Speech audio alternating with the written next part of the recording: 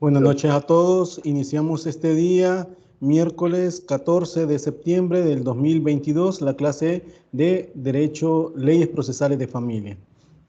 La última clase nos habíamos quedado con, siempre hablando sobre la competencia de los juzgados. Nos habíamos quedado también en la prórroga o ampliación o extensión de la competencia. Bueno, antes de todo, debo de iniciar, ¿verdad? Decirles que espero que hayan leído el caso de lo que van a resolver, van a presentar como laboratorio para el día domingo. Les decía antes que también es necesario que ustedes puedan, ¿cómo que se llama?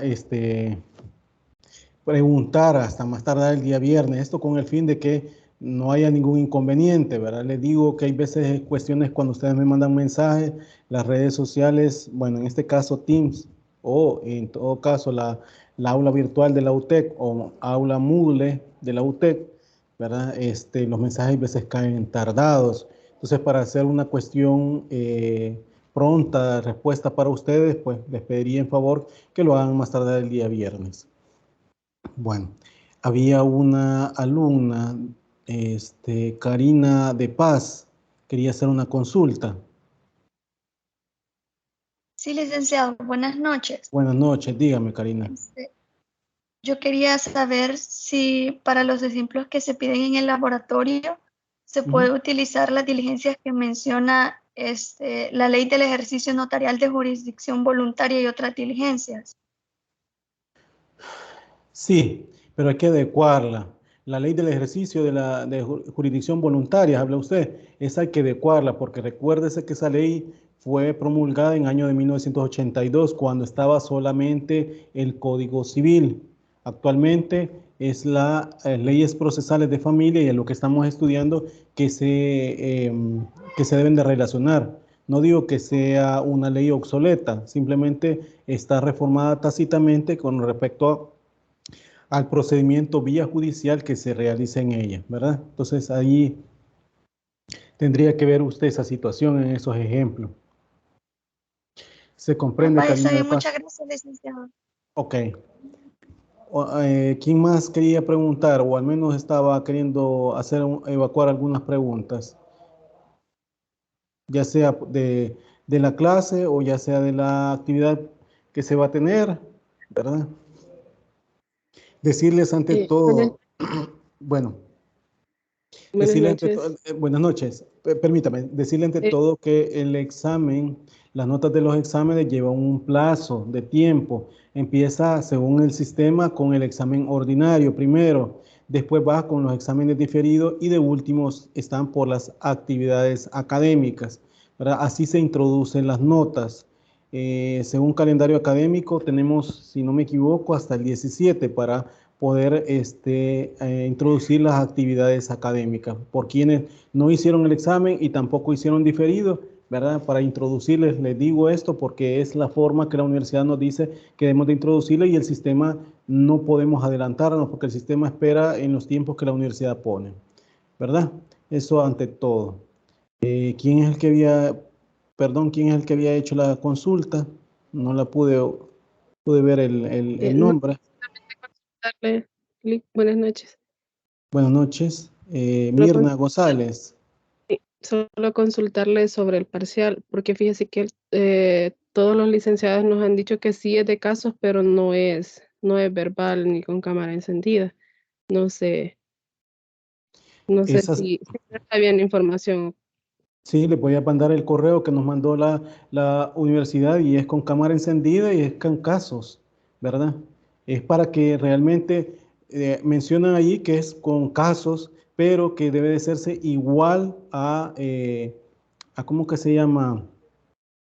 A la, ¿Cómo que se llama esto? A la evaluación anterior, ¿verdad? Entonces eso para que lo tomen en cuenta. Eso es lo de la actividad que se debe realizar. Al menos eso nos han mandado, ¿verdad? Para que ustedes tomen en cuenta. ¿Sí? ¿Se logra entender? Okay. Gracias, sí. Ok. ¿Hay alguna más pregunta? Pero hay posteriormente que no sé dónde tengo el correo que nos han mandado para que ustedes pues puedan tenerlo, ¿verdad? Eh, que son los lineamientos de la universidad. En el aula virtual va a ser Odalis, Vanessa. Obviamente, si es virtual, ¿verdad? En grupo, como lo hice yo la vez pasada, y además, por medio de casos, es que se va a hacer de esa forma, tal cual se hicimos la vez pasada, ¿verdad? Al menos eso es lo que nos han dado las indicaciones.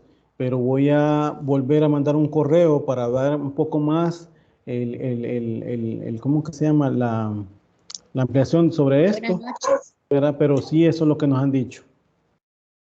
Sí, Buenas buenas noches, noches. licenciado. Buenas Una noches. pregunta, y en cuanto al tiempo, ¿se sabe de cuánto tiempo vamos a disponer? Es que esa es la cuestión. Fíjense que nos mandan un correo diciendo que van a ser 3 horas. ¿Se acuerdan cuando ustedes hacían los exámenes de manera virtual en la plataforma Moodle? Nos daban 3 horas, les daban 3 horas a ustedes. El punto es que cada día hay 1 hora y media de clase. Entonces, esa es la consulta que voy a hacer, si van a ser los 2 días a partir de el día, porque el próximo miércoles es el examen de esta materia. Si es así, pues empezaríamos lunes y miércoles a hacer el examen, ¿verdad? Entonces, eso es lo que voy a hacer la consulta con respecto a eso. Pero hoy por hoy ustedes manténganse que va a ser en grupo, ¿verdad? Va a ser en esta aula virtual, va a ser en vivo, con cámara, tal cual lo hicieron la vez pasada, y van a ser casos.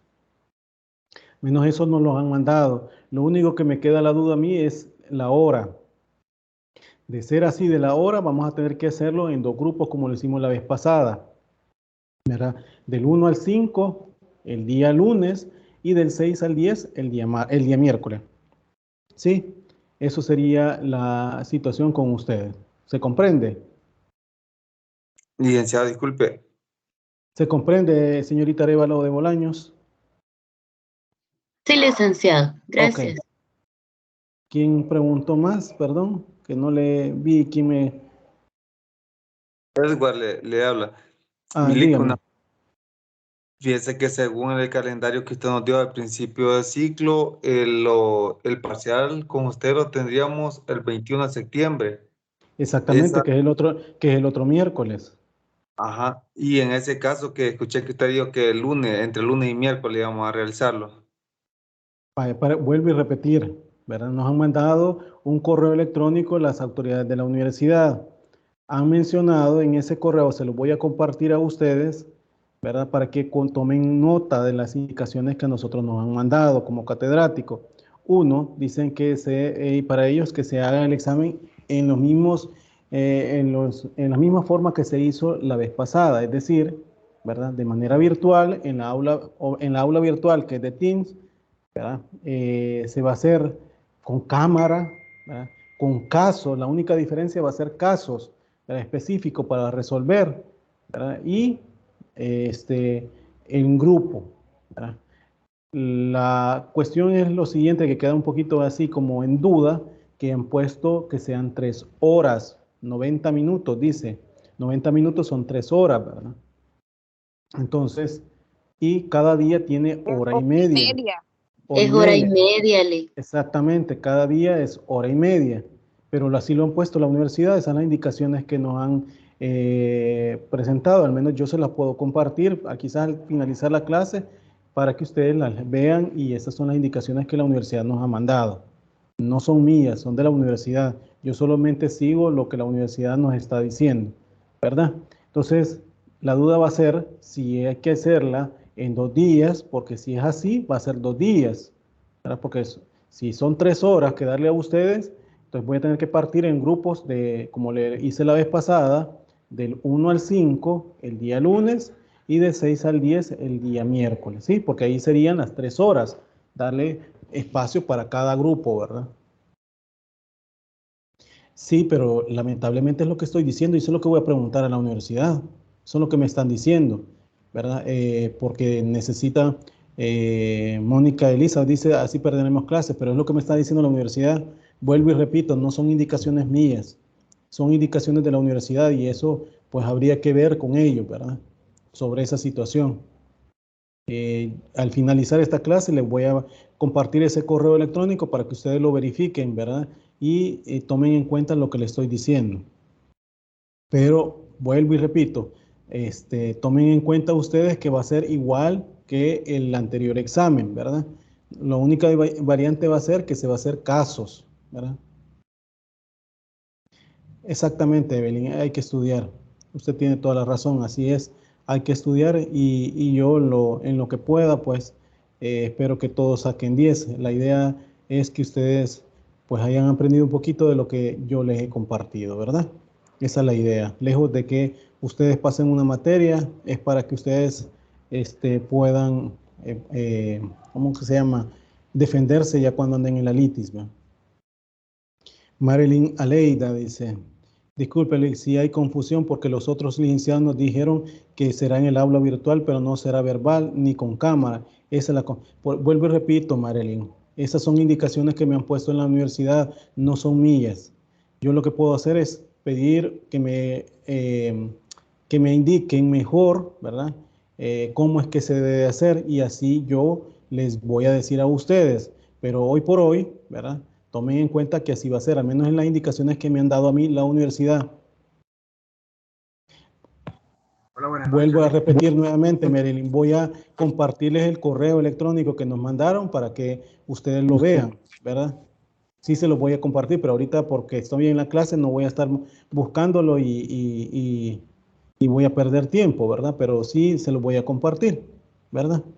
Bueno, si no hay más, voy a iniciar la clase. Si hay preguntas con respecto a lo último que hablamos de la clase, me gustaría saber. Si no, inicio. Dígame, José Sánchez. Licenciado, no sé si podría así puntualmente darme un concepto de cada punto de esta lámina, objetivo, subjetivo, territorial, funcional. Lo digo porque, bueno, usted nos ha hablado mucho sobre el contenido de la lámina, pero no he logrado captar así como directamente la idea de puntualmente, por ejemplo, el criterio de competencia y objetivo, subjetivo, territorial. No sé si me explico, Lic.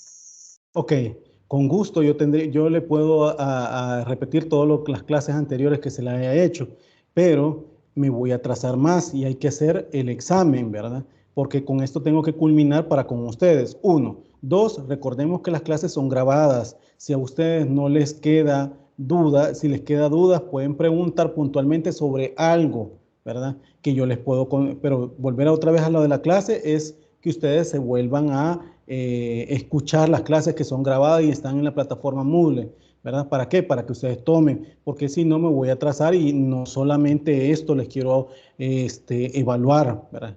El próximo lunes, en apariencia, es que van a hacer el examen. Y si me estoy aquí, no voy a quedar en esto y no voy a avanzar sobre la unidad, ¿verdad? Entonces, yo profundicé incluso la clase anterior, volví a retomar sobre los criterios, volví a estar diciendo conceptos, pero la diapositiva tampoco es llenarla de lo que yo estoy diciendo, sino que ustedes tienen que ir retomando lo que yo voy explicando, ¿verdad? Esa es la idea de la clase.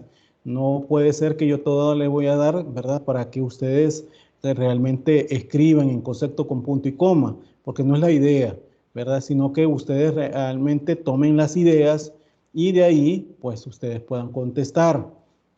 Digo esto porque me voy a atrasar más, ¿verdad? A menos que los demás compañeros quieran, pero eso ya las clases están grabadas.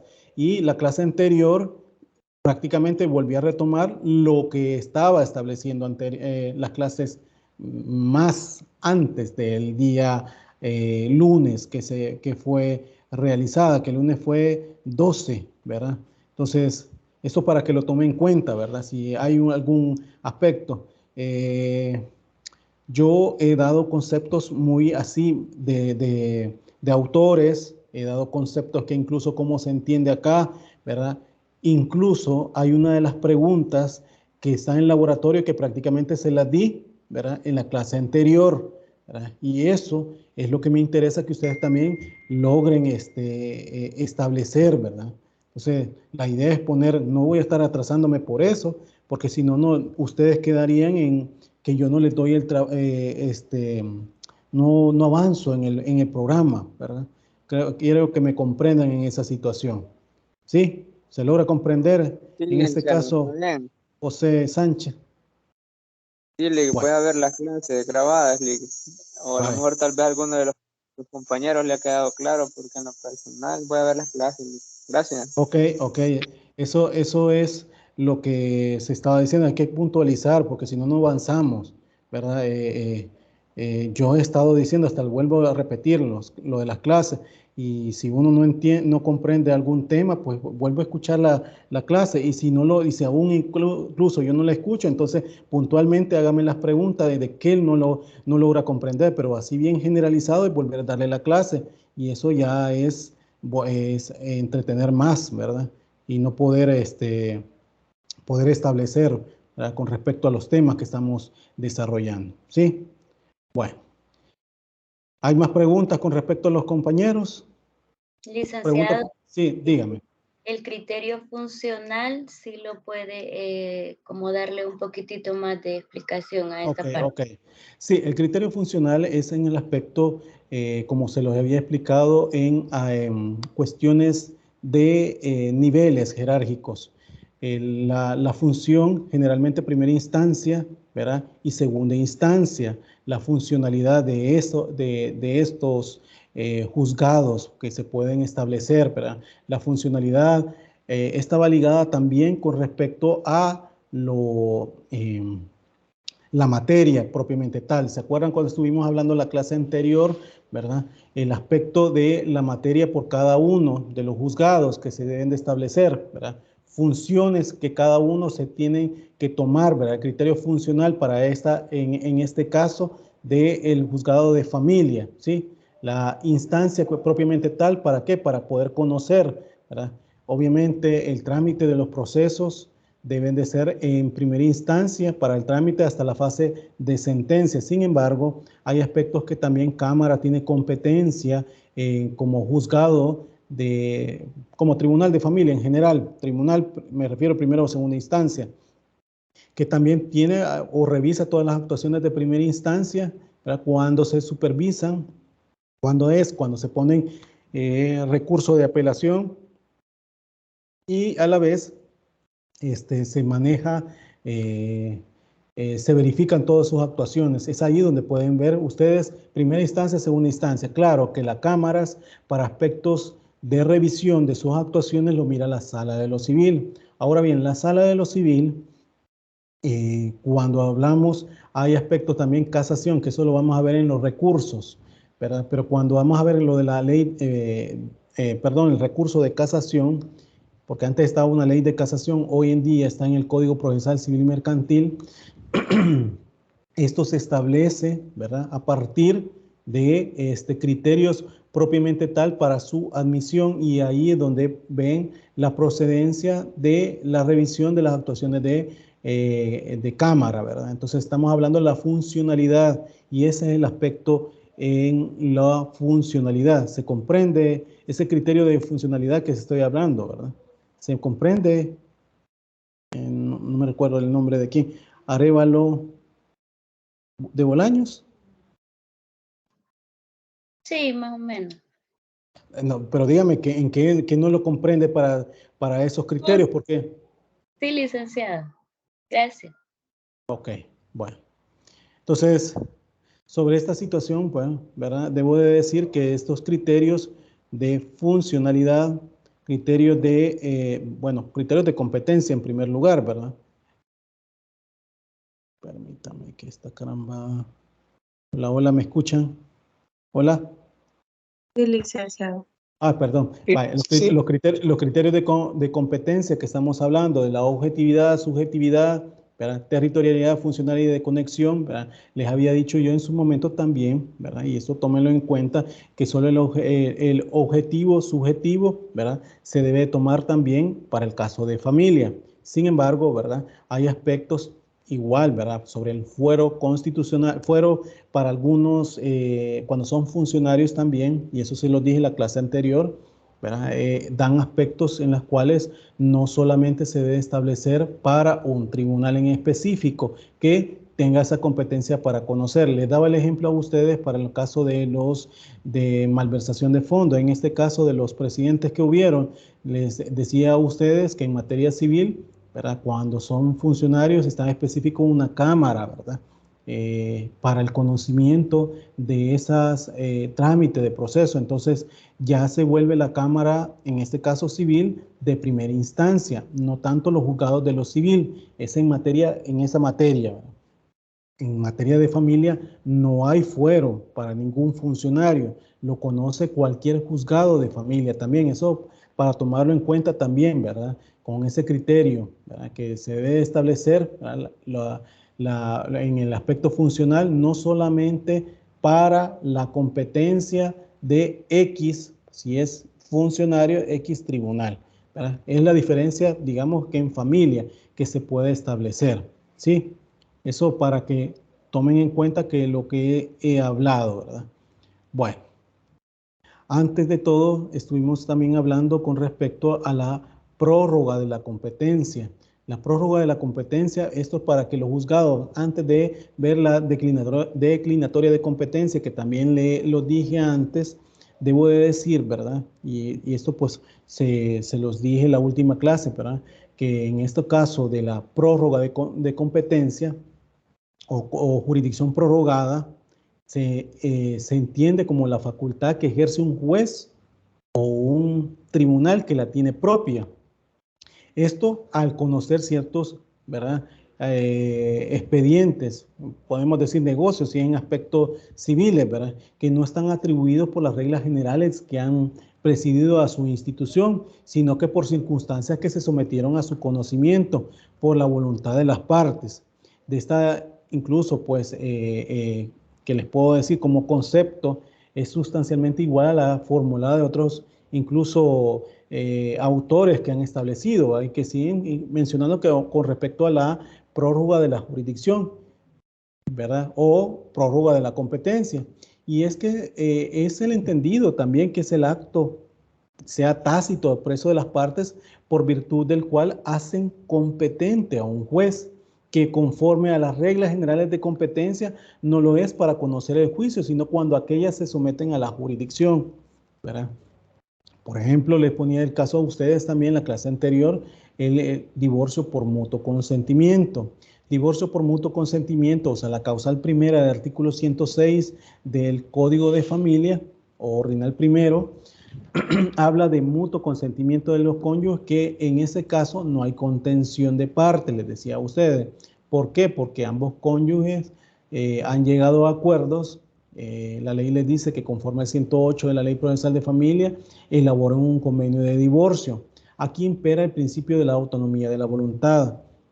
Les explicaba en este caso de la autonomía de voluntad para especificar, ¿verdad? Ellos cómo quieren, por ejemplo, que desean divorciarse, desean que el cuidado personal sea para de sus hijos, sea para uno de los cónyuges, el régimen de visita tal para el cónyuge que no lo tenga, una cuota alimenticia para el cónyuge que también igual, ¿verdad? No tiene el niño, etcétera. Entonces aquí es donde los cónyuges, ¿verdad? Por medio del poder, pues, de alguna manera ponen o consignan, ¿verdad?, la voluntad de que se haga en X tribunal. Es así como generalmente ponen de forma expresa, ¿verdad?, la voluntad de adherirse a la competencia de un juzgado. ¿Un juzgado de qué? Un juzgado de familia, ¿verdad? La diligencia de jurisdicción voluntaria, por ser propiamente tal que no hay contención de parte, la Corte en Plena ha mencionado que en estos casos, como no hay competencia, cualquier juzgado del país, del Salvador, ¿verdad?, es competente para tramitarlo.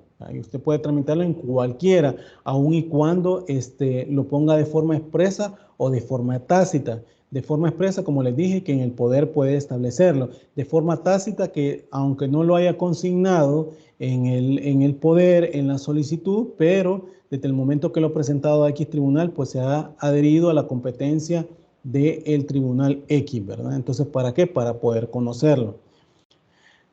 Como les había explicado, la prórroga de la competencia, pues obviamente se da de dos maneras, una tácita y otra expresa. Cuando hablamos de lo tácito, se hace por actos u omisiones que se presuponen la voluntad de prorrogar o como una actitud pasiva de quien, incluso pudiendo, ¿verdad?, impugnar el defecto de la competencia, no lo hace y de esa manera, ¿verdad?, prorroga su competencia. Es decir, no lo menciona, ya sea, por ejemplo, en el caso del divorcio por mutuo consentimiento. Otro caso podría decirle, ya hablando de forma contenciosa, en los divorcios siempre por la segunda o tercera causal, imaginémonos que la parte demandante haya demandado a su cónyuge, ¿verdad?, por divorcio en un lugar donde el cónyuge no tiene el domicilio. Imaginémonos que haya hecho, ¿verdad?, que sea, lo demanda en San Miguel y no en San Salvador, como tiene su competencia. Vale. Entonces acá el hecho de que no haya contestado la demanda, porque al contestar la demanda puede poner la excepción dilatoria de incompetencia en razón del territorio al juez el demandado, si es que ya se admitió la demanda. Porque el juez, como les decía en la clase anterior, conforme al 6, literal A de la Ley Procesal de Familia, califica su competencia desde el momento que se presenta la, ¿cómo que se llama? El examen liminar de la demanda, ¿sí? Ahí califica su competencia. Y si ahí se le ha puesto que es del domicilio, imaginémonos que era de San Miguel, que se le puso en el caso que les estoy poniendo, de San Miguel y el señor es del domicilio de San Salvador, ¿verdad? Y ordenó el emplazamiento por medio de una dirección que tal vez no sea del demandado, sino que de su madre o de su padre que vive en San Miguel, por decir un ejemplo, por ponérselo así, ¿verdad? Y a la vez no dijo nada el demandado. En esos casos, ¿verdad?, la prórroga también incluye, ¿verdad?, con solo el hecho que no haya dejado pasar los 15 días que establece el artículo 97 de la Ley Procesal de Familia para contestar la demanda y además no haya puesto la excepción dilatoria de incompetencia en razón del territorio del juez, ¿verdad?, haya prorrogado su competencia, ¿sí? En esa forma tácita, como ven, ¿verdad? Una se establece en divorcio por mutuo consentimiento, otra se ve de manera contenciosa en las dos causales, ya sea segunda o tercera del artículo 106 del Código de Familia, del divorcio, ¿verdad? Entonces, esa se podría decir que es de una forma tácita, como ejemplo. Expresa, puedo decir que es como pacto de sujetación, ¿verdad? Cualquier juez de la República o una determinada, un determinado, digamos, o diversidad de competencias porque por la ley da, ¿verdad?, a los juzgados, o la que se realiza por medio de una declaración escrita. Es decir, hay prórroga o sumisión expresa, incluso cuando los interesados renuncian clara y terminantemente al fuero que la ley les concede y designa con toda precisión al juez a quien se someten, ¿verdad? Aquí pueden hacerse ante juicios de instrumentos públicos o privados y tácitamente como sumisión, que la cual se estructura cuando el actor vulnera las normas de competencia y el opositor se somete a esa vulneración que no impugna, ¿sí? Entonces, aquí estamos hablando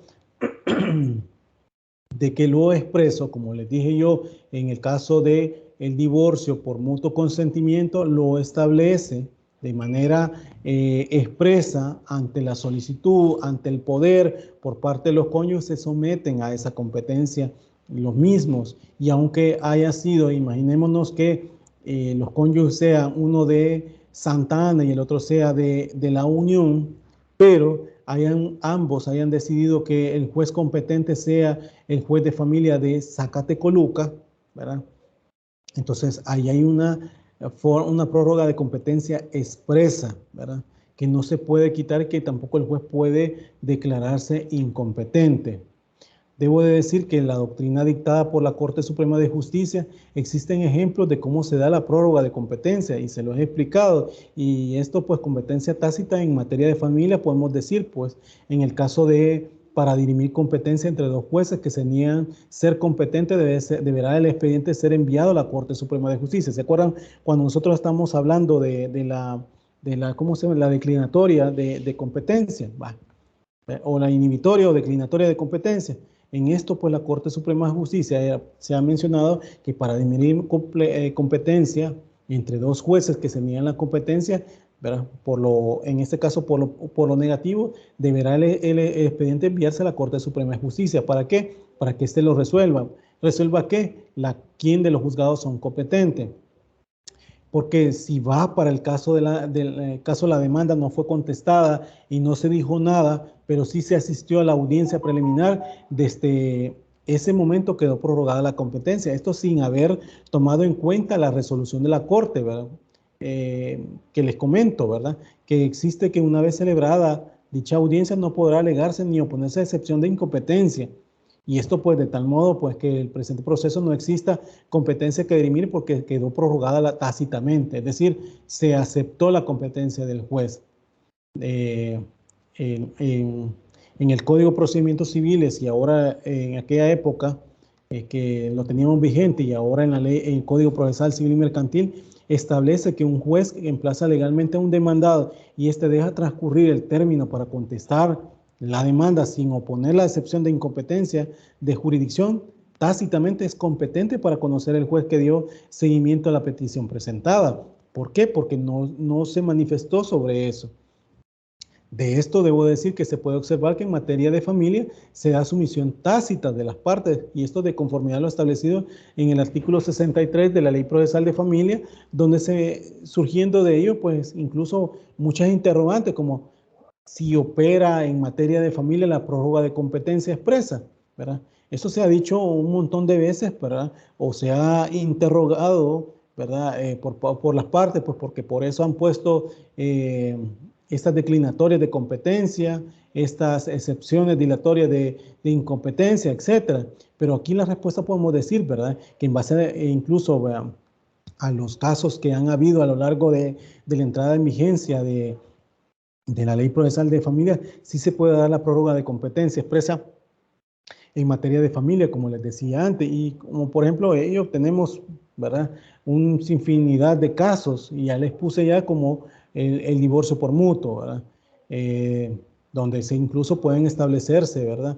Que se someten a la competencia de un juzgado, ¿verdad? Para poder divorciarse expresamente y ellos están prorrogando la competencia, como se les dije, ya que están incluso pues sometiendo clara y terminantemente a una competencia que no les corresponde en atención del fuero que la ley les concede.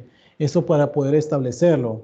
De ahí pues también se puede concluir que en materia de familia se da tanto la prórroga de competencia tácita y la expresa, aunque esta última, ¿verdad? La tácita, se dé con menos frecuencia, pero se da, ¿verdad? Para establecerlo, ¿verdad? Tomando en cuenta ¿cómo que se llama? La competencia, ¿verdad? Debo decir que una vez evacuado esto de la prórroga de la competencia, volviendo a retomar el conflicto de competencia que habíamos hablado, debemos de establecer también a partir de quién es un juzgado competente, ¿verdad? Quién no lo es, ¿verdad? Y quién la tiene, pues, entre dos jueces o tribunales sobre quién corresponde el conocimiento del asunto. Es para esto que se establecen los conflictos de competencia. Esto, le vuelvo a repetir, que esto lo establece el artículo 6, literal A, de la Ley Procesal de Familia, que el juez o jueza de familia puede calificar su competencia ¿desde cuándo? Desde la presentación de la demanda, ¿verdad? También por medio de excepción de incompetencia dilatoria, ¿verdad? Excepción dilatoria de incompetencia, esto relacionando el artículo 50 de la Ley Procesal de Familia, ¿verdad? Vuelvo y repito, para retomando lo que ya hablamos de los conflictos de competencia, en el caso de la inhibitoria, para definir esto es necesario incluso pues conocer, ¿verdad? La definición que se da el término. ¿Esto término de qué? De inhibirse. ¿Y esto qué, para qué? Pues para tomar en cuenta qué debemos de entender por inhibitoria. Inhibitoria debemos de entender que es para declararse incompetente para conocer de un juicio o negarse a conocer de él por tener un impedimento legal, ¿verdad? Esto es, si se acuerda con lo que vimos también, de un aspecto negativo, porque el juez está inhibiendo a conocer. Por lo tanto, para autores incluso, ¿verdad? que han hablado sobre esto, sobre la inhibitoria o la declinatoria, ¿verdad? Han mencionado, sobre todo en la inhibitoria, que el oficio que se dirige a un juez o tribunal es para que se declare incompetente. ¿Cuál oficio? En este caso, ¿verdad? El juez hace su resolución motivada, ¿verdad? Y designa al juez que él cree conveniente que es competente. Claro que si al juez a quien se le remite admite la competencia, el conflicto ahí de inhibitoria de competencia, ¿verdad? En ese caso se subsana porque el juez a quien se le dirigió la admitió la competencia. Pero imaginémonos en el caso que no la admite, simplemente dice, da sus argumentos por los cuales dice no soy competente, entonces lo manda al juzgado en este caso a la Corte Suprema de Justicia. ¿Para qué? Para que Corte Suprema de Justicia pueda resolver sobre qué, sobre en este caso, ¿verdad? Que dos jueces están negándose a conocer sobre un caso específico, ¿verdad? En eso debemos de tomarlo. Este caso, pues, la inhibitoria. En el caso de la declinatoria, debemos de tomar en cuenta que la declinatoria es el medio procesal que la ley concede al demandado para hacer valer la incompetencia del juez que lo emplazó, y esto pidiéndole, ¿verdad?, que se inhiba el conocimiento del juicio por ser incompetente. En este caso, vuelvo y repito, que es por la excepción dilatoria de incompetencia en razón del territorio, ¿verdad?, que el juez se le pida que declina su competencia. ¿Por qué? Porque tal persona no era del domicilio de que se dijo en la demanda, sino que era domicilio, ¿verdad? Si de San Salvador era, pues no, que es de Santa Tecla, por decir un ejemplo. Ahora bien, el procedimiento para resolver los conflictos de competencia en materia de familia, la Ley Procesal de Familia, ¿verdad?, menciona todos estos aspectos, ¿verdad?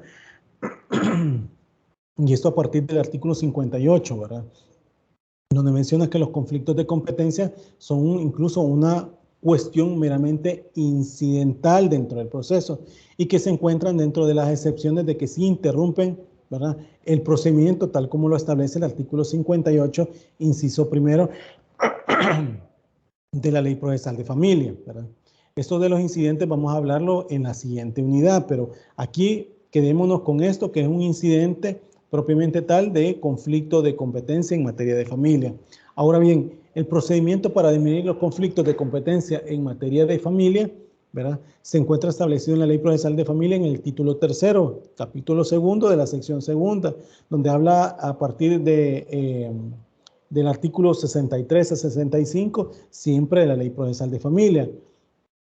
Incluso ahí en el artículo 18 de la Ley Procesal de Familia habla de lo que no estuviera regulado en la ley, o sea, Ley Procesal de Familia, se aplicará supletoriamente las disposiciones del Código de Procedimientos Civiles. Así lo dice ese artículo 18, pero con la entrada en vigencia del Código Procesal Civil Mercantil, se entiende que este artículo, porque este código, perdón, porque este fue el que derogó el Código de Procedimientos Civiles. Obviamente este código trae el artículo 20 que también menciona, ¿verdad?, que en esos casos de la supletoriedad de conocer, ¿verdad?, en este caso de la Ley Procesal Civil, ¿verdad?, en algunas materias. En este caso sería familia. Sí, dígame. Cuando se le solicita a un juez que decline cuando él está conociendo un caso, ¿quién es el que tiene que solicitarle que decline? Porque busqué y dice que declinar es pedir al juez que conoce una causa que se reconozca incompetente. Ajá. Vaya, vuelvo a ilustrarlo, ¿verdad? El artículo 6, literal A de la Ley Procesal de Familia, habla de que la competencia la califica el juez a quien se le presentó la demanda con el examen liminar de esa demanda. Ahí verifica el juez si es competente o no. Si es incompetente, se inhibe de conocer y lo manda al juez que crea conveniente que es competente. Ahí la calificación es de manera oficiosa.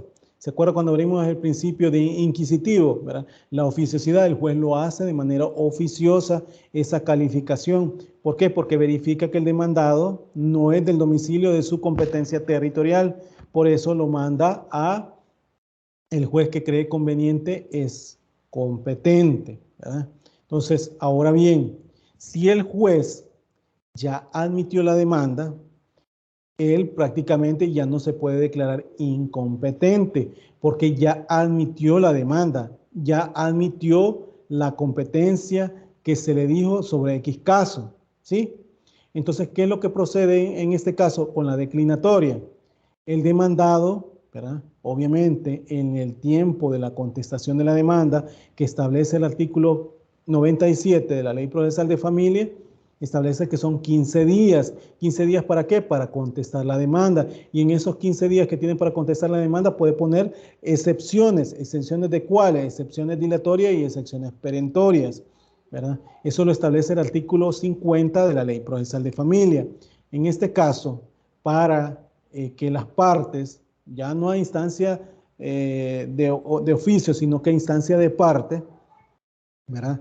En este caso, el juez ya no se puede, de manera oficiosa no se puede declarar incompetente, pero la contraparte puede venir y decir, bueno, miren, voy a contestar la demanda, sí, pero también voy a poner la excepción dilatoria en razón del territorio, porque el juez no es competente para conocer sobre mi caso. Yo no soy domiciliado en San Salvador, soy domiciliado en Santa Ana. ¿Y cómo lo demuestro? Con la copia de mi DUI, con la copia de mi escritura pública de mi casa, que yo resido en tal lugar, con mi contrato de trabajo que se me establece que yo trabajo en tal lugar, en tal departamento, etcétera. Hay un sinfín de pruebas, pero que en esa excepción la tiene que interponer. Entonces, ahí la va a hacer en la contestación de la demanda. Así lo dice, ¿verdad? En los artículos que le menciono, el 97 y 50 de la Ley Procesal de Familia, ¿sí? Ahora bien, para sustanciar este tipo de excepciones, la ley dice que lo debe hacer en audiencia preliminar. Esto lo habla el artículo 104 y siguiente de la Ley Procesal de Familia, ¿verdad? Esto lo vamos a ver cuando estemos viendo todas las fases de las audiencias, en este caso preliminar y o sentencia, ¿verdad? Pero el punto es que de manera oficiosa el juez lo hace en la calificación en el examen preliminar de la demanda. De manera de instancia de parte lo hace con la contestación de la demanda, ¿sí? Entonces ahí lo puede hacer ¿con qué herramienta? Con la excepción dilatoria de excepción en razón del territorio, ¿verdad? Que se la interpone, en este caso, la parte demandada, ¿verdad? Porque la demandante lo fue a poner ahí tal juzgado y obviamente ya se entiende que se ha adherido a la competencia del juez, ¿verdad? Pero la parte demandada dice no es competente la parte, el juez donde se tramita el proceso, sino que es mi domicilio, mi domicilio en el caso que les estoy poniendo no es San Salvador, sino que Santa Ana. ¿Se logra entender en este caso, Alvarado Guevara? Sí, gracias. ¿Sí? Ok. Deben de tomar en cuenta que una cuestión, uno es de manera oficiosa y lo otro es de manera de instancia de parte que se debe de poner, ¿verdad? Para solicitar ya sea la de inhibitoria o declinatoria de competencia, ¿sí? Bueno, en el caso que les ponía, si se inicia de conflicto de competencia, ¿verdad? Debo de decirles, ¿verdad? Que sean tanto la declinatoria e inhibitoria, aunque ya lo hablemos y ya lo expliqué, vuelvo y repito. En el caso de la declinatoria, el conflicto de competencia es negativo porque ninguno de los dos jueces quiere conocer la causa, ¿verdad? En el caso de la inhibitoria, ¿verdad? Es un conflicto de competencia positivo porque los dos jueces se creen competentes para conocer un asunto. Porque aquí recordemos que puede haber situaciones en las cuales también dos jueces conocen, ¿verdad? Se creen competentes de una misma causa y cada uno pone sus argumentos por los cuales cree conveniente conocer sobre X proceso, ¿verdad? Imaginémonos que se haya sustanciado, vuelvo, repito, en San Salvador, la demanda, se haya ordenado el emplazamiento en X lugar, pero en el caso pues se estaba tramitando el proceso y posteriormente viene la contraparte e inicia un proceso en San Miguel, ¿verdad? Y en San Miguel se dice, bueno, el demandado es domicilio de San Miguel, ¿verdad? En ese caso estamos hablando de que hay dos posibilidades, dos demandas en contra de una misma parte. En este caso, podemos decir que aparte que pueden pedirse que se acumulen los procesos, también los dos jueces pueden decir, bueno, yo conozco las causas, ¿verdad? Puedo decir, bueno, tengo que resolver sobre dicha situación. Entonces, bueno, yo motivo, en el caso de San Salvador, el juez dice motivo, bueno, aquí se me inició, aquí se me dijo que era empleado público, por decir el caso, el demandado, él tanto tiene la competencia tanto en San Salvador como en San Miguel, ¿verdad? Es empleado público, entonces tengo la competencia, ¿verdad? El de San Miguel puede decir, bueno, mire, el demandado es domicilio de San Miguel, ¿verdad? Este es el domicilio y este que tiene que conocer, entonces yo le pido que por favor se inhiba de conocer, ¿verdad? Se puede pasar esa situación. En la práctica es muy raro, ¿verdad? Los jueces no hacen eso, pero la ley lo desarrolla, ¿verdad? Y eso sería de manera positiva, porque hay dos jueces que quieren conocer sobre la causa, ¿verdad? Eso es lo que hablamos en la clase anterior. Ahora bien, la declinatoria ocurre cuando el demandado es emplazado. Incluso pues, este demandado dirige directamente al juez que conoce el asunto y le pide que decline de conocer porque es incompetente, alegando la excepción de incompetencia, ¿verdad? Eso como se lo dije antes, y esta se puede hacer por medio de una excepción dilatoria, ¿verdad? Previo y especial pronunciamiento que se pueda dar, ¿verdad? Ya que únicamente se pretende dilatar su ejercicio u oponer obstáculos a la tramitación del proceso. Y además, pues, que puedan ser resueltos in limine liti, es decir, previamente al examen y decisión de la cuestión de fondo, es decir, antes del fallo dictado. Esto lo está, fallo de la sentencia, o sea, antes de dictar la sentencia. Esto lo establece el artículo 58, inciso primero, de la Ley Procesal de Familia. Esto en consonancia con el 52 del Código Procesal Civil Mercantil. Esto también en la Ley Procesal de Familia está regulado en el artículo 64 y el trámite a seguir, por ejemplo, menciona la ley que se debe establecer para en estos casos, ¿verdad? Que el juez que está a cargo del proceso se declare incompetente. ¿Para qué? Para seguir conociendo y ordenar remitirlo. Esto con noticia a las partes, porque obviamente les va a notificar a las partes, ¿va? Y el juez estime competente, o sea, el juez a quien se le emitió, o sea, el juez que está a cargo del proceso, ¿verdad? Debe de estimar a quién es el juez competente. ¿Para qué? Para que lo siga sustanciando. Ese sería, digamos, el trámite primero que tendría que ser el juez, ¿verdad? Que declina su competencia, ¿verdad? En segundo, podemos decir que si el juez que recibe el expediente, o sea, en este caso, adquirente, porque el juez que lo remite es el remitente y el adquirente el que lo recibe. Si el juez que adquirente o el que recibe el expediente también se declara incompetente, debe enviarlo con previa noticia a las partes, obviamente un auto donde motiva, ¿verdad? Y dentro de los 3 días siguientes a la Corte Suprema de Justicia. ¿Para qué? Para que dirima el conflicto, relacionando obviamente todos esos aspectos en los cuales él demuestra que no es competente, o si es competente, pues obviamente porque pueden haber que tenga varios domicilios, como le decía, en el caso que sea un empleado público, en el caso que sea una pluralidad de demandados, ¿verdad? Como la unión no matrimonial, que puede haber una diversidad por causa de muerte, que se demanda a los herederos declarados, ¿verdad? En ese caso, ¿verdad? Pueden ser que todos esos herederos sean de diversos domicilios, y en ese caso pues también tiene la competencia, puede ser que ambos juzgados, ¿va? Y eso también lo puede alegar el juez adquiriente.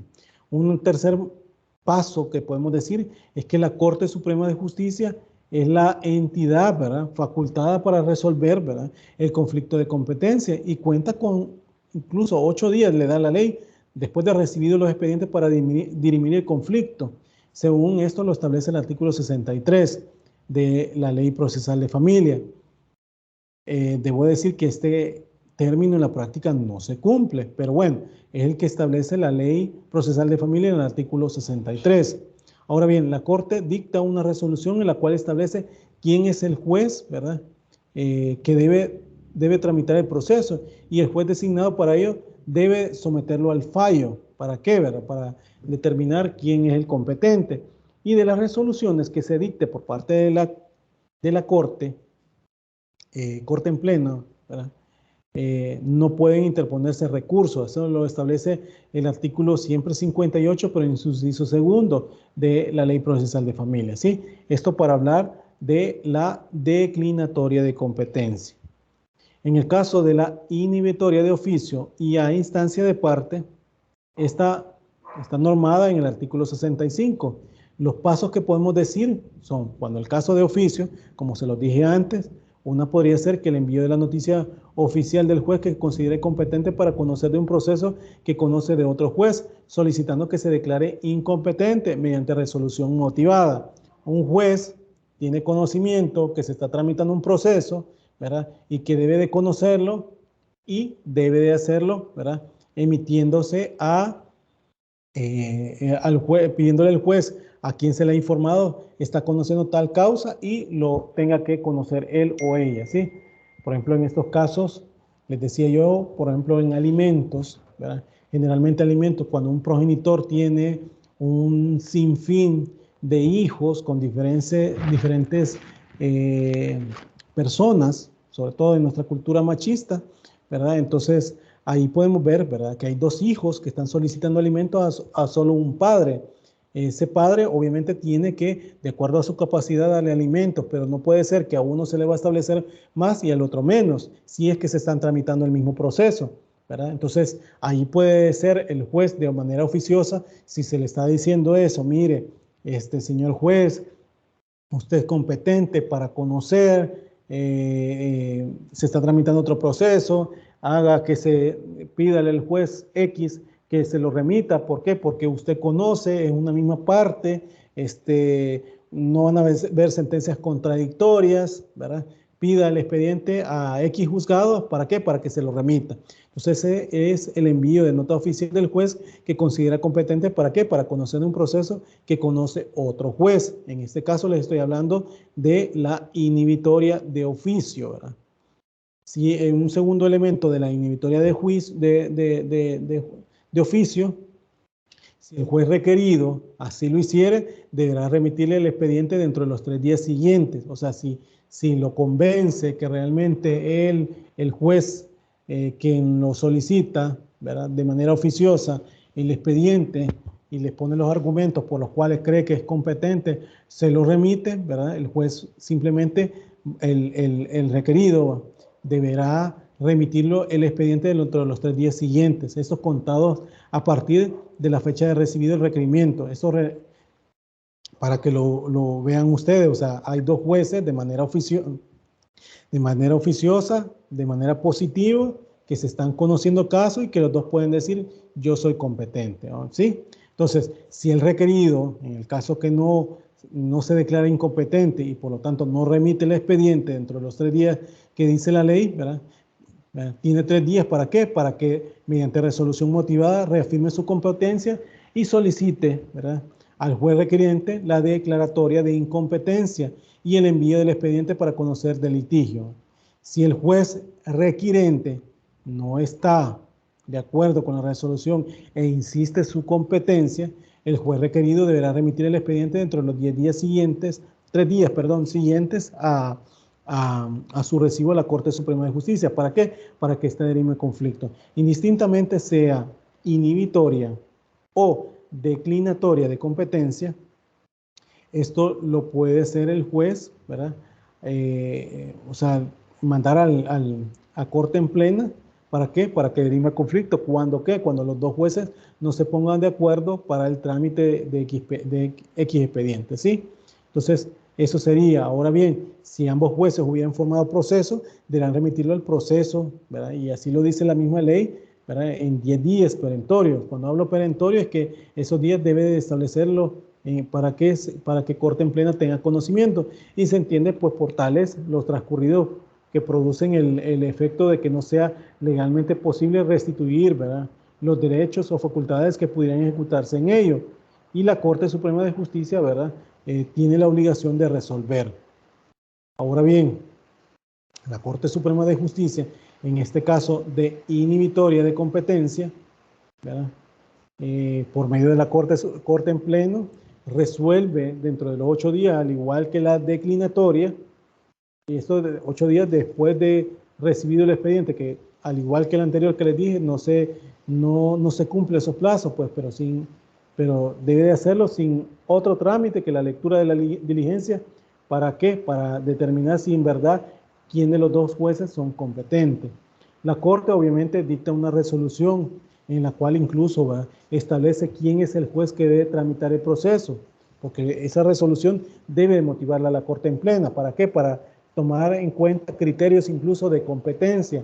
Eso se da a manera de jurisprudencia por la Corte en Plena, y el juez designa para ello que debe someterse al fallo, ¿verdad?, de las resoluciones incluso emitidas, como les dije antes, por la declinatoria, no puede interponerse recurso. Eso lo establece el artículo 58, inciso segundo de la Ley Procesal de Familia.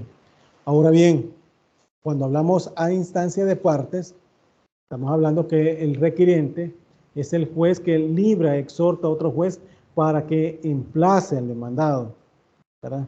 El requerido es el juez a quien se le libra exhorto. O sea, el requiriente, yo, ¿verdad?, juez, libro exhorto a otro juez para que se emplace al demandado. Requerido, el otro juez a quien se le libre el exhorto. En este caso, podemos decir que el requirente, ¿verdad?, libre exhorto al requerido, y el requerido emplaza al demandado.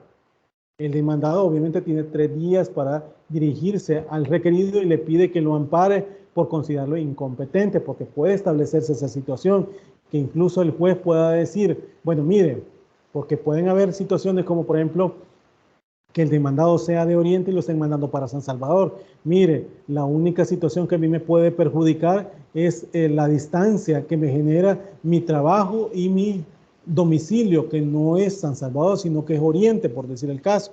Entonces ahí le puede específicamente pedir al juez, mire, por medio de escrito, decirle, estas son las situaciones en el evento que pueda haber, ¿verdad?, que se valore, ¿verdad?, porque el juez pueda tomar en cuenta esa situación también, ¿verdad? También en esas dos, el requerido, ¿verdad?, o juez requerido puede tomar incluso 2 actitudes.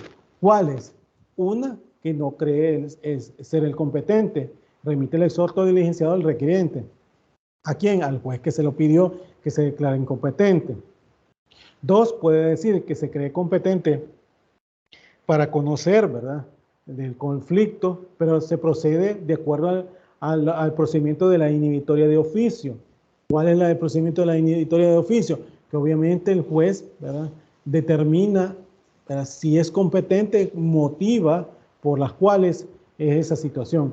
Es importante incluso anotar, ¿verdad?, que tanto en la declinatoria como la inhibitoria, la declaratoria de incompetencia no afecta la validez de los actos cumplidos. ¿Por qué? Porque el artículo 64, inciso 4 de la Ley Procesal de Familia menciona ese aspecto, ¿verdad?, y que las notas oficiales que los jueces se dirigen deberán ir acompañadas de una copia a continuación de lo que recibe, a fin de que cada uno instruya completamente sus diligencias. ¿Para qué? Para la remisión ordenada. Eso para establecerlo. Debo de decir que en aspectos de incluso para no cumplir los casos, ¿verdad?, también aquí hay un aspecto que antes se establecía como un recurso de apelación de hecho por retardación de justicia. Claro que en la actualidad esta ya no está en el Código Procesal Civil y Mercantil como lo establecía el Código de Procedimientos Civiles, ¿verdad? ¿Por qué? Porque puede ser que esa situación esté alegándola que también genere una situación que no pueda resolverse en el tiempo, ¿verdad? Licenciado. el respeto de los plazos, por decir el caso, en la resolución de conflictos de competencia. Sí, dígame. Ante un conflicto que se derima ahí entre dos jueces, Ajá. la Corte Suprema, digamos, en un caso de que uno sea, un juez sea familiar del que han demandado y el otro se declara incompetente porque por territorialidad, en ese caso, ¿cuál de los dos pesa más, el territorio o que sea familia? Perdón. Vuélvanme a decir que lo escucho entrecortado. Y hable un poquito más fuerte, por favor. Digamos, cuando se derima un conflicto entre jueces, se declara incompetente. Si uno, ¿cómo se llama? Viene y argumenta que es familiar, aunque no sea familiar directo, que es familiar del demandado, y el otro dice de que es incompetente porque por territorialidad, ¿cuál de los dos argumentos es que vale más así en el caso? Vaya, para comprenderle su pregunta, usted está mencionando que un juez declare que es incompetente y el otro, la parte está diciendo de que es por ser familiar el juez de la parte demandada. Así es la pregunta. Sí. Vaya, Y mire. el otro juez de competencia por territorialidad.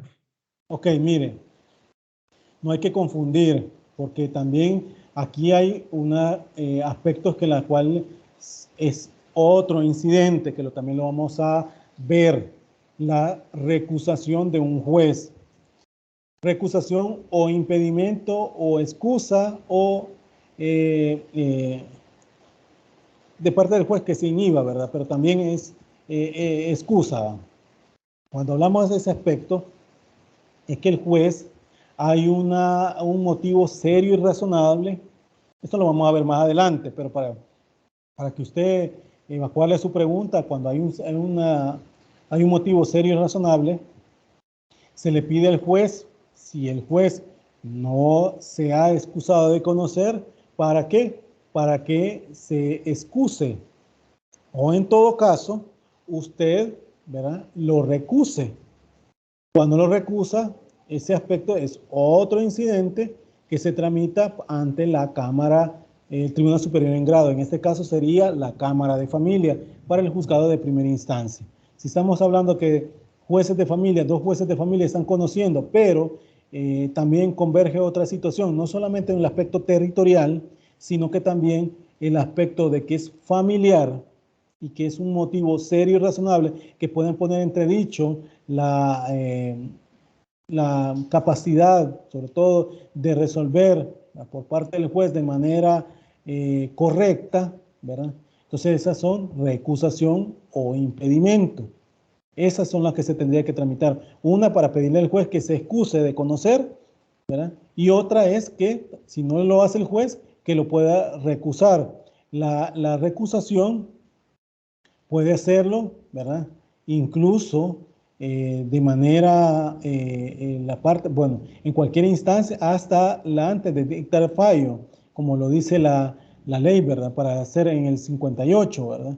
Que puedan hacerlo, ¿verdad? En ese caso. ¿Para qué? Para dictarlo. Eso estaba establecido en el 52 del Código Procesal Civil y Mercantil que les había mencionado. Se comprende, Edward Alvarado. Sí, entonces, dos cosas ahí lo que usted me está preguntando. Una es para recusación o impedimento y la otra es para la declinatoria o inhibitoria de competencia. Son dos cosas diferentes, no hay que confundirlo. Bueno, siguiendo a lo que estamos hablando, en el caso de la declinatoria, es preciso presentar, pues, obviamente las causas y efectos que pueden generar, incluso también aspectos, como les decía, sobre la retardación de justicia, ¿verdad? El irrespeto de los plazos establecidos en la ley para la resolución de los conflictos, ¿verdad? Falta de conocimiento de parte de los litigantes para interponer la demanda, ¿verdad? Excesiva concentración en las atribuciones que posee la Corte Suprema de Justicia. Si nos vamos a esa situación, ¿verdad? Sí, dígame. Disculpe que lo interrumpa. No hay ¿Usted problema. no está cambiando la lámina que tiene ahí? ¿O esa es la que tiene? La donde dice La competencia, competencia. criterios de competencia. Es que solo es la criterio de competencia la que estoy poniendo, porque ese es el tema que estamos hablando, ¿verdad? Yo les había mencionado esto de criterios de competencia, perdón, de retardación de justicia. Estoy ligando a lo que también estoy hablando de los criterios que pueden haber, sobre todo cuando hay declinatoria de competencia o inhibitoria de competencia, ¿verdad? Es sobre eso que estoy hablando, pero esto va ligado a solamente a estos temas que tengo aquí en la lámina y que es los criterios de competencia, ¿sí? ¿Se logra entender? Okay. Está bien, gracias. La idea es que no es que le voy a poner yo todo en la diapositiva, ¿verdad? Porque recordemos que la diapositiva solamente es para el direccionamiento de la clase, ¿verdad? La clase se desarrolla de acuerdo a lo que estamos platicando, lo que van preguntando los alumnos, ¿verdad? Lo que se va diciendo, lo que se va comprendiendo, se va asimilando y van tomando notas, ¿verdad? En el evento que no lo establezcan, ¿verdad? O no comprendan, pues ahí pregúntenme, ¿verdad? Pero sí estoy sobre esos mismos criterios de competencia. ¿Se logra entender en el caso Reina Juárez? Sí, licenciado. Gracias. Ok. ¿No hay más preguntas con respecto a los demás compañeros? Yo tengo una pregunta, licenciado. A ver, dígame. Cuando hablaba del juez requerido, que decía de que él era el que emplazaba al demandado, usted mencionaba que tomaba dos actitudes. Dijo que la primera, que no se cree competente. Que la lo positivo. Segunda no le logré comprender. Ajá, exactamente. Lo positivo y lo negativo que les hablé en la clase anterior y que ahora lo estoy retomando nuevamente. Así es. Sí, dígame, José Sánchez, ¿cuál es la pregunta? Sí, la segunda actitud es la que no la escuché bien. La negativa, entonces. La primera dijo que no se cree competente y la otra es la que no. Ok. La negativa es cuando no se creen competentes. Dos jueces no están, ellos creen que no son competentes para conocer, ¿verdad? Y lo remiten al juez que creen competente. Les decía, en el caso de siendo la declinatoria de competencia, les decía que con el examen liminar de la demanda y conforme al artículo 6, literal A de la Ley Procesal de Familia, el juez examina la demanda si reúne los requisitos del artículo 42 de la Ley Procesal de Familia. Ahora bien, si de ese examen liminar verifica que hay una situación, por ejemplo, que se le haya puesto que el demandado es por decir el caso, que es de Soyapango y fue demandado en San Salvador. ¿Por qué? Porque el abogado que interpuso la demanda todavía tiene la ley orgánica que sin las reformas y entiende que así como nacieron los juzgados de familia, ¿verdad? El juez de familia de San Salvador conoce de todos los municipios de San Salvador, ¿verdad? Él todavía no sabe de que hay jueces de familia de Soyapango, ¿sí? En ese caso, imaginémonos que se planteó así la demanda, se puso que era el domicilio de Soyapango, el demandado por A o B proceso, sea divorcio, pérdida de la autoridad parental, suspensión de la autoridad parental, etcétera, ¿sí? Entonces viene el juez y de manera oficiosa se declara incompetente, ¿verdad? En ese caso, se lo remite al juez que realmente él cree conveniente que es competente. Ahora bien, pero imaginémonos, aparte de eso, que el abogado no sabía que había jueces de familia en Soyapango, no sabía de que el de Soyapango conoce los domiciliados en San Salvador, pero en el municipio de Soyapango, pero que el demandado es empleado público y que trabaja en San Salvador, ¿verdad? Entonces, en ese caso, el juez de familia de Soyapango puede decir, mire, usted, señor juez, es competente al igual que yo. ¿Por qué? Porque el demandado que está en este proceso, tiene doble domicilio. ¿Por qué? Porque en primer lugar, él, si bien es cierto, domiciliado en el municipio de Soyapango, pero él es empleado público y trabaja para la alcaldía de San Salvador. Y por ende, ¿verdad? Conforme al Código Civil, ¿verdad? Él tiene, si no me equivoco, el 64 del Código Civil, él sabe, él tiene el domicilio en el lugar donde está ejerciendo sus labores. En este caso, sería San Salvador que conozca. Entonces, como el de San Salvador se lo mandó a Soyapango, ¿verdad? Si usted ve el ejemplo de manera negativa, es que tanto San Salvador como Soyapango, los dos se están en este caso declarando incompetentes, ¿verdad? Pero ¿quién va a resolver en esa situación? Pues va a ser la Corte en plena, ¿verdad? ¿Por qué? Porque a quién se le mandó, en este caso que les estoy poniendo yo, de San Salvador a Soyapango, el de Soyapango se lo remite a la Corte en plena, obviamente pone los argumentos que les estaba mencionando y Corte en plena decide la competencia, quién de los dos va a ser competente y verifica, pondera los dos argumentos que hacen los jueces, tanto el de San Salvador, en el caso que les estoy poniendo, tanto el de San Salvador como el de Soyapango, ¿sí? Entonces ese sería el negativo. El positivo, les ponía yo el caso de alimentos. Pueden haber una situación diversa, ¿verdad? Pero les estoy poniendo el de alimentos para que me comprendan, ¿verdad? Porque hay un sinfín de situaciones que pueden haber. Pero imaginémonos en el de alimentos. En el de alimentos hay dos procesos sustanciados, ¿verdad? Podemos decir uno en Santa Tecla, que pertenece a La Libertad, y otro en San Miguel, ¿verdad? Les decía, en este caso, son dos hijos de un mismo padre, ¿verdad? Donde el mismo padre, pues obviamente se le está exigiendo alimentos.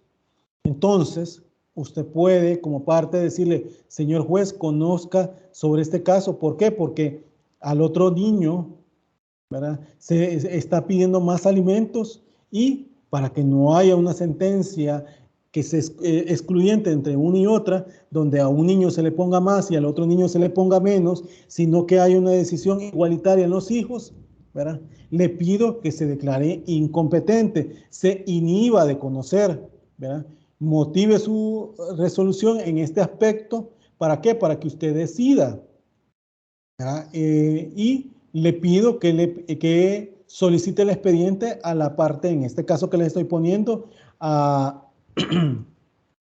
de San Miguel con el de Santa Tecla, que conozca la causa, que se lo pida a Santa Tecla, porque en San Miguel, ¿verdad? Es que debe decidir sobre esa causa, ¿verdad? Ahí estamos viendo, ¿verdad? Que hay dos, el de Santa Tecla le puede decir, mire, pero yo ya estoy para dictar sentencia, ¿verdad? Son totalmente diferentes, ya hay un aspecto que realmente tengo que resolverlo. Puede ser aquí me estoy inventando una decisión de un juez, pero que puede ser validera, ¿verdad? El juez de Santa Tecla le dice eso, el de San Miguel le dice, pero mire, para que no sea dos sentencias que se contradigan, es mejor que un solo juez decida sobre la causa. ¿Por qué? Porque el demandado es uno, ¿verdad?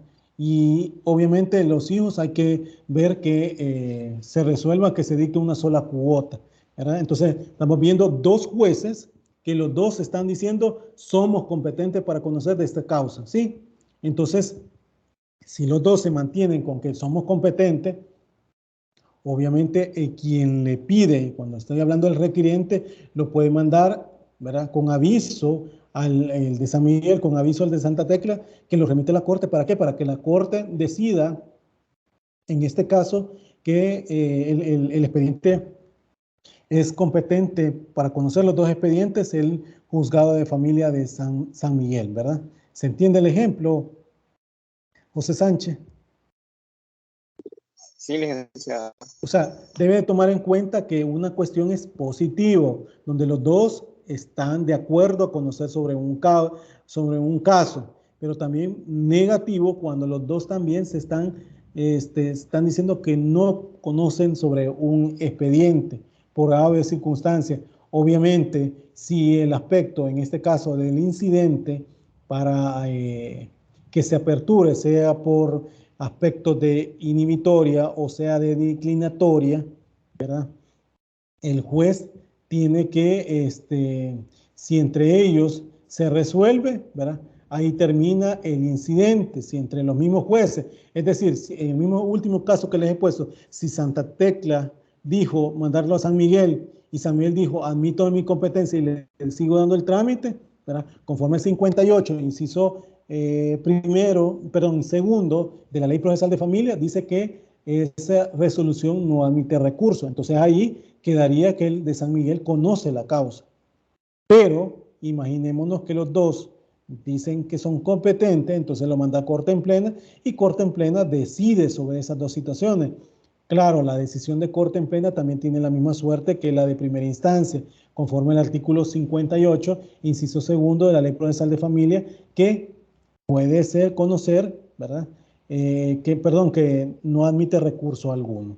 ¿Se logra entender, José Sánchez? Espero que le haya evacuado su pregunta. Sí, licenciado, gracias. Ok.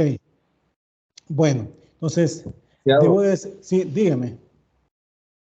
Usted dice de que si hay dos demandas en sí, tienen que repartir la cuota de manera equitativa, ¿verdad? Pero Sí, si hay una sentencia ya firme de una cuota establecida, en ese caso, ¿cómo resuelven si hay una nueva demanda de alimentos? por eso les decía en inicio, tiene que ser antes del dictado del fallo. Cuando hablo antes del dictado del fallo es que no hay sentencia dictada para que esto suceda. De lo contrario, no, ¿verdad? Porque si hay una sentencia ya dictada y eso ya no procede, ¿verdad? Ya no puedo, porque ya hay una decisión tomada por parte del juez. Es lo que les decía, en el caso de, y se los ponía en principio, siempre en el caso de este último, de alimentos, si imaginémonos que el caso de alimentos, el juez diga, bueno, mire, yo ya escuché la prueba testimonial, estoy ahorita solamente para mejor proveer conforme al 119 de la Ley Procesal de Familia, he librado oficio para el Ministerio de Hacienda. ¿Para qué? Para que me informe si el demandado ¿cómo que se llama? Declara renta. Solamente eso, porque yo ya la prueba ya la escuché, ya la inmedié. ¿Se acuerdan cuando hablamos del principio de inmediación? Entonces, eso de inmediar la prueba, obviamente lo hace en la audiencia de sentencia. Pues puede decir eso, mire, yo ya estoy para dictar sentencia, solamente eso. Yo no puedo remitírsela porque remitirlo es volver a escuchar la prueba por parte del juez, porque el juez cuando tiene que dictar sentencia, él tiene que mediar sobre la prueba. O sea, no puedo decir, imaginémonos que ya está para el dictado de sentencia, o sea, para el dictado del fallo, y yo lo remito para el juzgado de San Miguel, ¿verdad? En el caso que lo puse como de alimentos, ¿verdad? Entonces ahí no opera la inhibitoria, ¿verdad? ¿Por qué? Porque a pesar que podemos decir que hay dos sentencias contradictorias, ¿verdad? Pero, o sea, ya se escuchó prueba. ¿Se logra comprender, Edward Alvarado? Sí, o sea que prácticamente el segundo, cuando hay una sentencia firme, el segundo pierde, por decirlo así, los derechos. Lo que pasa es que cuando ya hay una decisión, ya es improcedente estar pidiendo eso porque ya hay una decisión. Lo que se busca con esta declinatoria o inhibitoria de competencia es que el juez no resuelva el fondo de la pretensión, ¿verdad? Lo mismo pasa con la recusación o impedimentos o excusas, ¿verdad? Que se pide por A o B circunstancia, por ese motivo serio y razonable, que el juez no conozca. ¿Por qué? Porque hay un aspecto que lo inhibe de conocer, ¿verdad? Al igual que la inhibitoria o declinatoria de competencia, también la recusación o impedimento o excusa, que hay una situación seria y razonable que no pueda ser sustanciada, pero es así que el juez, o sea, ya no hay tiempo, si ya están para dictar el fallo, pues difícilmente va a remitir porque es volver nuevamente como que no se haya hecho nada. y eso ya no procede, ¿verdad? Bueno, ¿se comprende, Edward Alvarado? Sí. Ok, bueno, entonces, en ese caso, pues debo decirle también en la propuesta, incluso para medidas para prevenir conflictos de competencia en materia de familia, se debe verificar también la retardación de justicia en los procesos judiciales en materia de familia.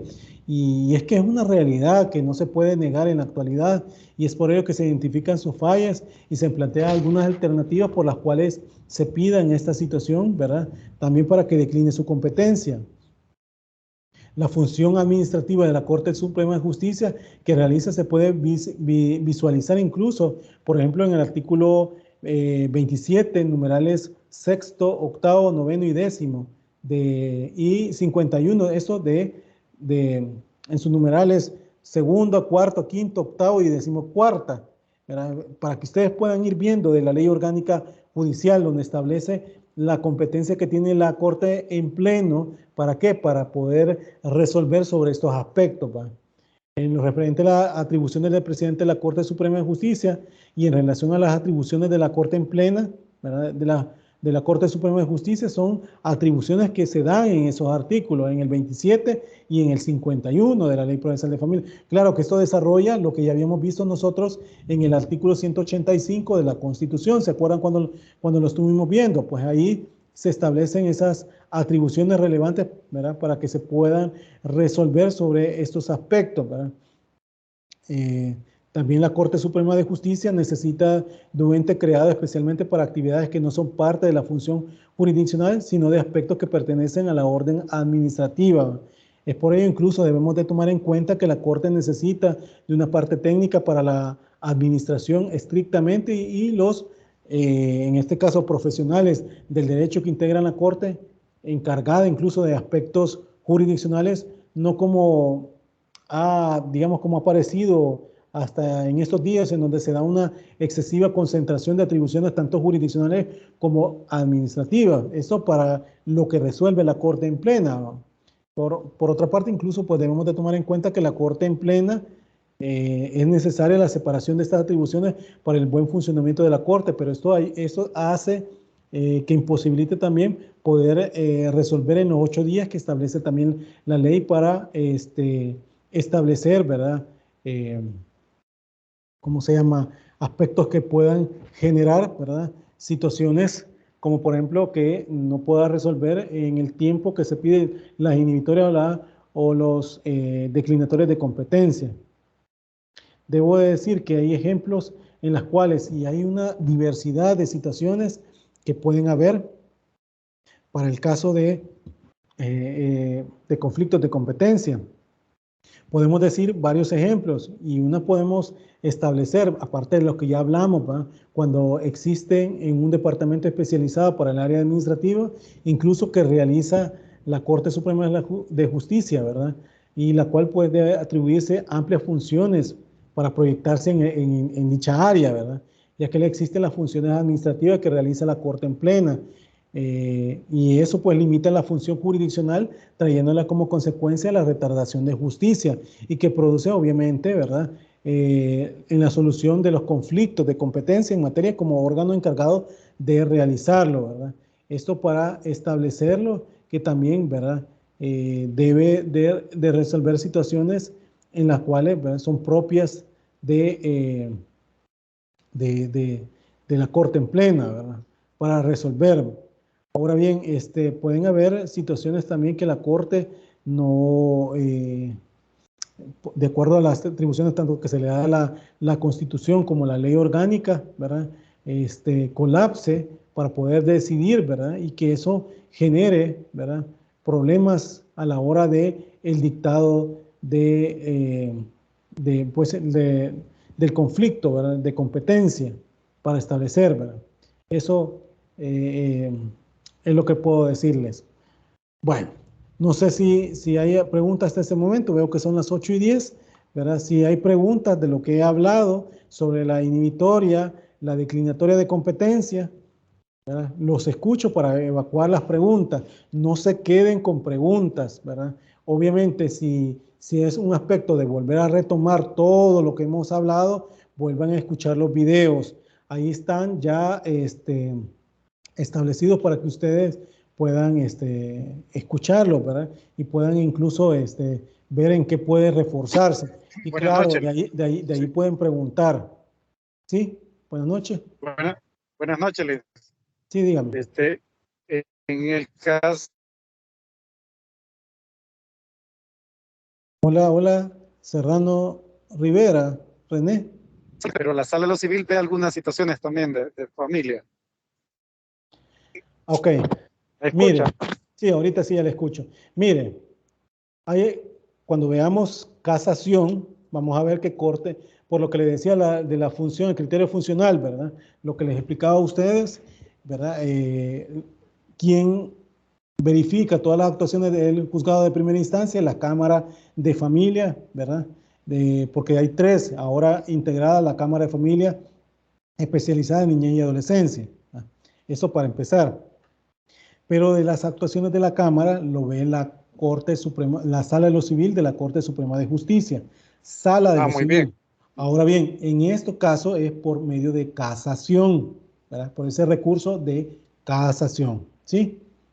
Lo que estoy hablando no es de recurso de casación, estamos hablando que es aspecto meramente de competencia y en esto lo ve la Corte en plena. Corte en plena. Entonces, obviamente... Y en los casos, digamos, de positivos. Ajá. Pues claro, siempre lo ve la Corte, en ese caso, Corte en plena, no la civil. En la práctica se ha dicho que quien ayuda en estos casos de dirimir conflicto es la Sala de lo Civil en Corte en plena, ¿verdad? ¿Por qué? Por lo que le estaba diciendo yo, que hay unas situaciones de trabajo excesivo en dichas salas que obviamente y que Corte en plena, y aparte de ver cuestiones administrativas, tiene que ver conflictos de competencia y que por ende son auxiliadas por estas. Pero claro, esa competencia no es directamente de la Sala de lo Civil, es de Corte en pleno. Lo que estoy hablando con Corte en pleno, quiero decir que es atribución de los 15 magistrados, no solamente de los 3 que establece la Sala de lo Civil. ¿Se comprende, René Serrano? Sí, muchas gracias, licenciado. Está más que claro. Gracias. Ok. Bueno, si no hay más preguntas, me quedo hasta acá. Solo decirles a ustedes que escuchen las clases, ¿verdad? Entren a clases también, ¿verdad? Porque eso también es valorado a la hora de pasar los reportes, porque los reportes de asistencia de alumnos los paso cada vez que culminamos la clase. Ahora bien, el examen, retomando lo del examen, va a ser el día miércoles 21, está programado. La universidad nos ha remitido un correo, se lo voy a compartir a ustedes, pero también voy a hacer la consulta con respecto a en las autoridades de la universidad para que me digan con respecto al tiempo, porque si es el día miércoles con casos, y si es 3 horas, entendería yo que son 2 días de clase, pero eso lo voy a evacuar y yo les voy a mandar desde el momento que ellos me evacúen, porque no sé, con esto que han declarado asueto el día viernes, pues me creo que el día lunes me tendrían que contestar la universidad, ¿verdad? Entonces, o no sé si el sábado van a trabajar, pero en todo caso, pues ellos me tendrían que responder, ¿verdad? Y entonces yo les mandaría un correo, ¿verdad? Para que si empezamos el día lunes, va a ser igual que la clase anterior. Es decir, los primeros grupos del 1 al 5 pasarían el día lunes y los grupos del 6 al 10 el día miércoles. Va a ser casos, ¿verdad? Ahí les voy a compartir el correo y voy a hacer las gestiones, como les repito, para que nos quede un poco más claro sobre eso, ¿verdad? Bueno, pero hoy por hoy... Y el asueto solo es mañana, solo el día viernes. Han puesto remunerado. Han puesto asueto el día, hace poco la asamblea ha puesto el día viernes también, ¿verdad? Y es asueto remunerado tanto la empresa privada como el gobierno, ¿verdad? Eso para que ustedes lo vean, ¿verdad? En su momento esa situación y bueno, voy a preguntar todo eso y yo les voy a mandar el correo respectivo para solventar dudas, ¿ok? Bueno, si no hay más preguntas, pues los miro el miércoles, el lunes, perdón. Perdón, ¿alguien quería preguntar? Buenas noches. Ok, buenas noches. Gracias. Gracias, buenas noches. Buenas noches.